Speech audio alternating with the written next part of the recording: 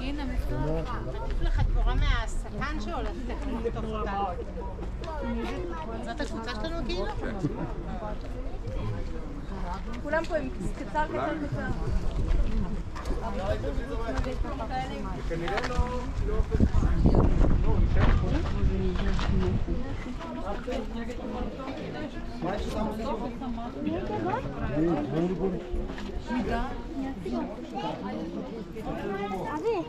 Abbe git ses bu arada.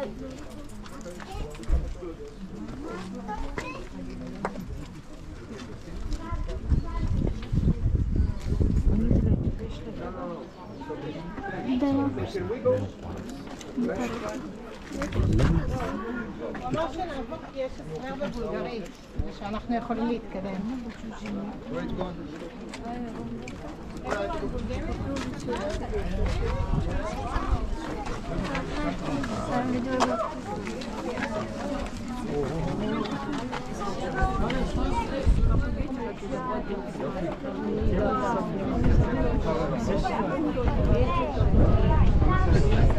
אבל הוא אמר לנו לעבור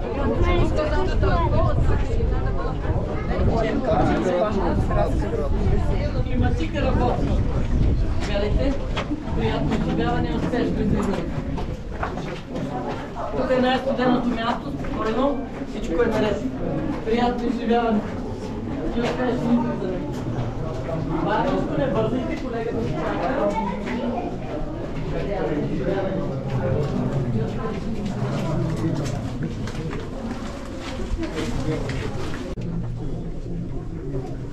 Така сега групата, мога ли за мъничко тишина да ви помоля? Чудесно, последните от двете ми страни чувате ли ме? Да. Идеално. Сега виждам, че колежката затвори вратата, да не бягате, може би да почваме.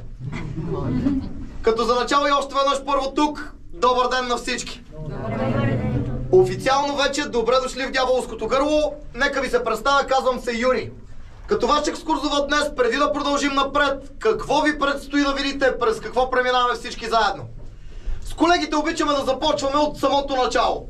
Тук-що отвън на паркинга, всички ние се намирахме в най-високата, най-изразената точка от Триградското ждрело. Споделям ви го, защото често хората идват на касата и винаги питат къде е ждрелото, какво е ждрело, има ли работно време, даже са ни питали какви ли нещо роти. Именно за това споделяме, че ждрелото всъщност е каньона, по който вие пътувахте. 4 км по-надолу, за да стигнете до тук е самото то, тези две скали отвън неговата същинска част. 305 метра е висока съседната скала от среща, 205 метра имаме над нас в момента. Първата част от прехода ни в пещерата представлява именно този изкуствено прокопан тунел, дължината му е 150 метра. Интересното тук е, дори сами може да забележите по тези бетонни петънца отстрани, прокопан е почти изцяло на ръка от 1970 до 1972 година. За 2 години тогавашни трудови войски, трудоваци, нечовешки усилия тук вътре наистина, за да можем вече ние като група да влезнем вътре в същинската част от пещерата, в зала, наречена е още бучащата зала. Само след мъничко ще чувате страхотния грохот от нея.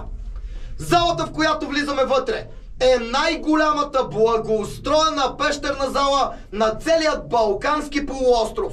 За да си представите размерите и според архитекти, храм-паметникът Свети Александър Невски в София може да влезне вътре в залата без проблем.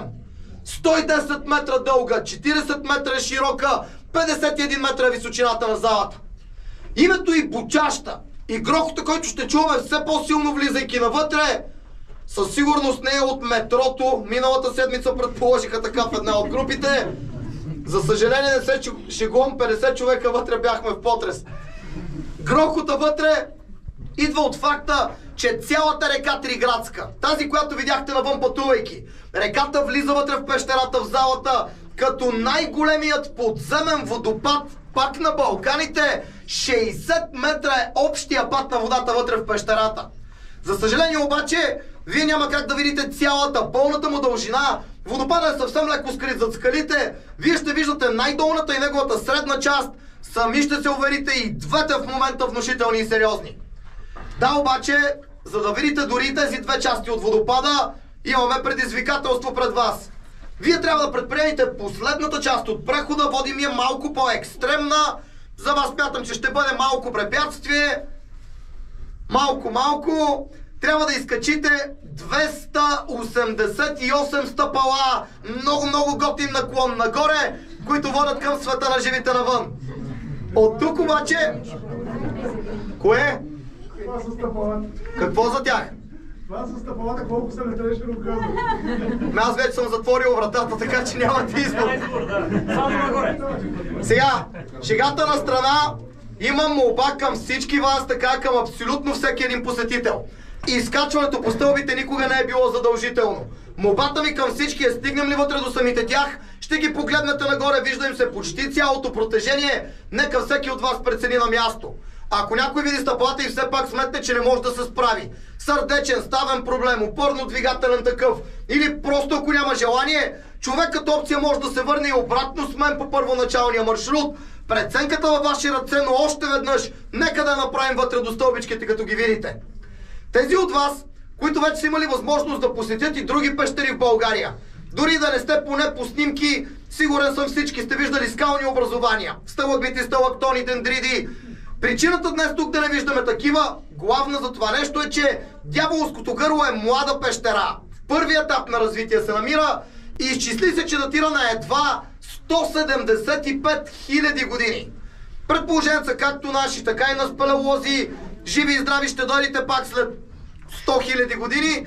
Водната капка вече трябва да е достигнала до свода на скалата, да е почнала да се стича и с годините да ги е формирала. Пазете си касовите бончета, поне е безплатно тогава, като дойдете. Не се смейте, аз пак ще бъда екскурзовод, трябва да се познаем.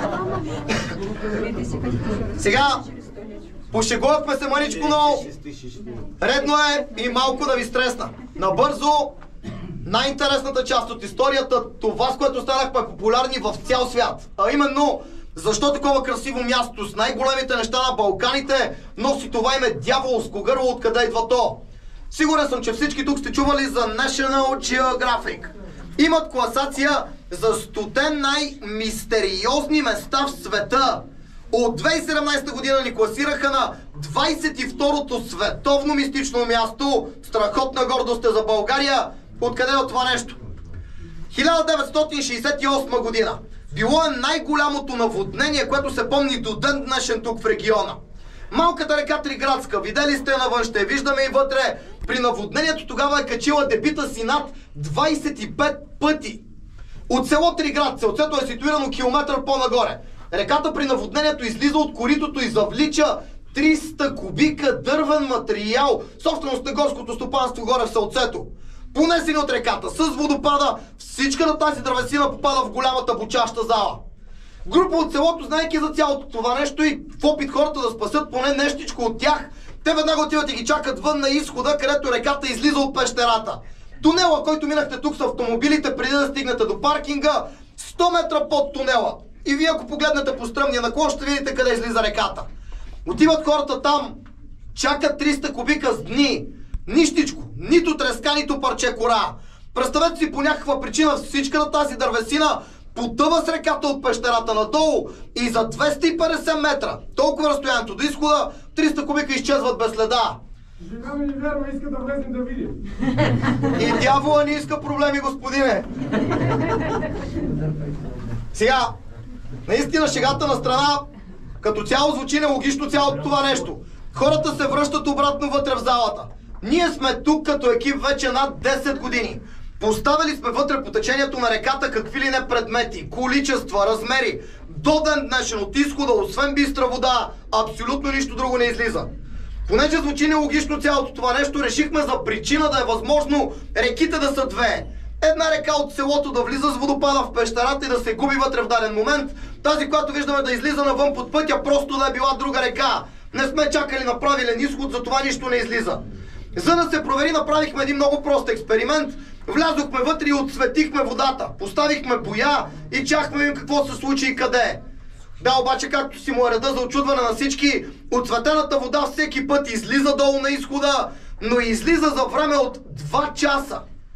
Изчислява се, че река с такъв дебит, наклон и скорост, влязла тук вътре, би трябвало да излиза навън за 2-3 минути. 250 метра са.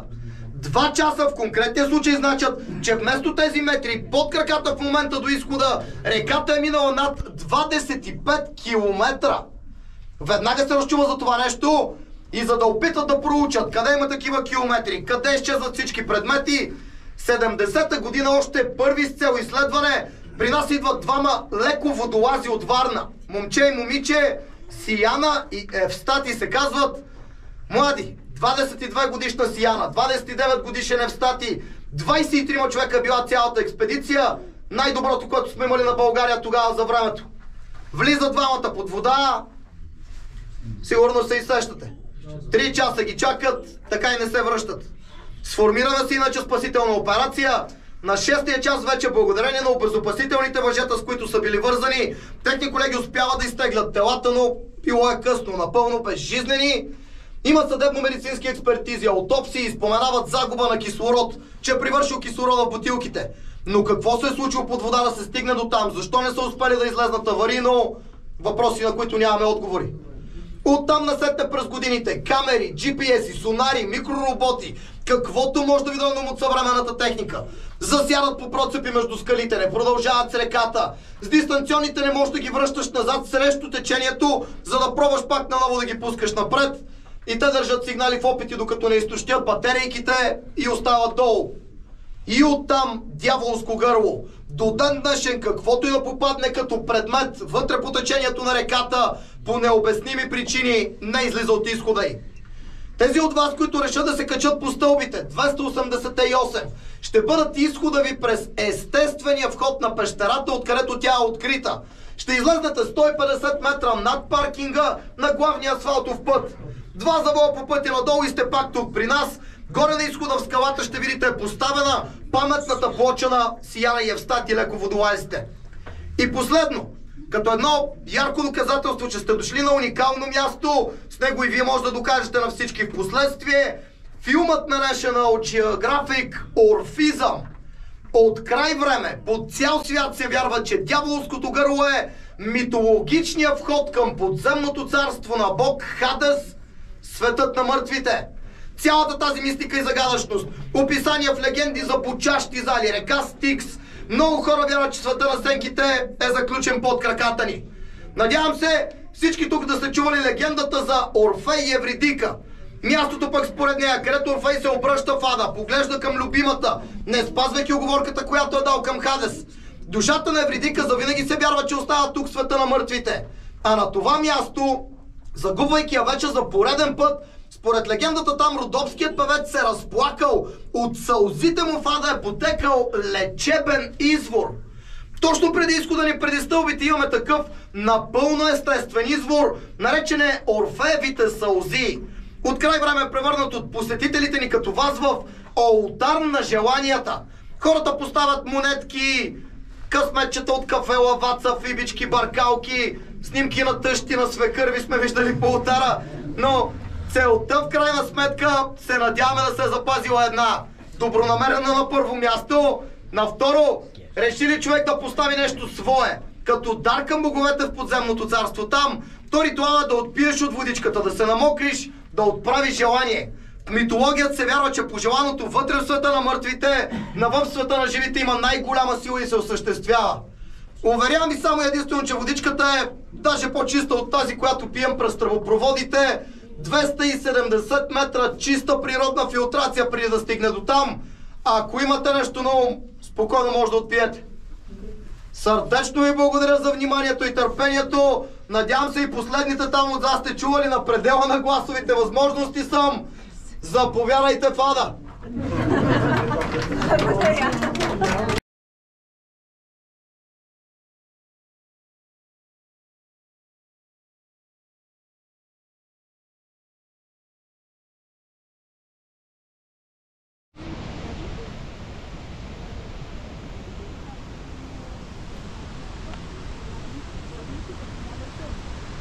царски мед. Заповядайте.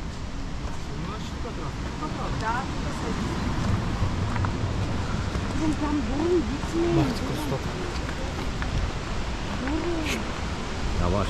Buraya şarj et. Dikkatli ol. Restoran.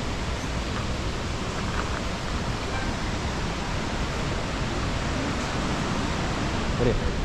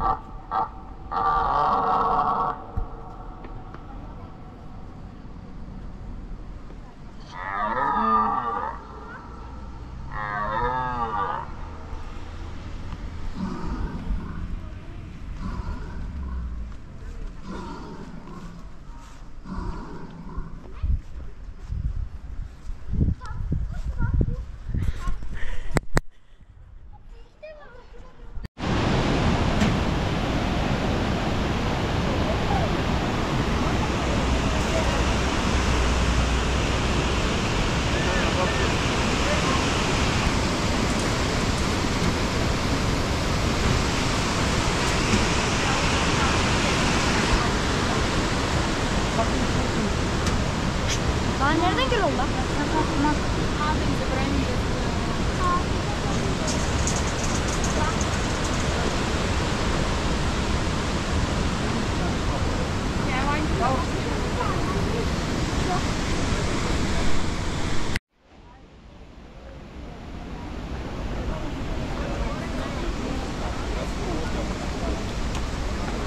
Тя така прави, че трябва да се вземе.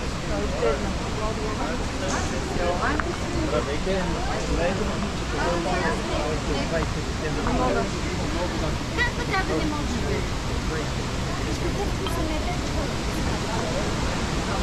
Ела миличка да се.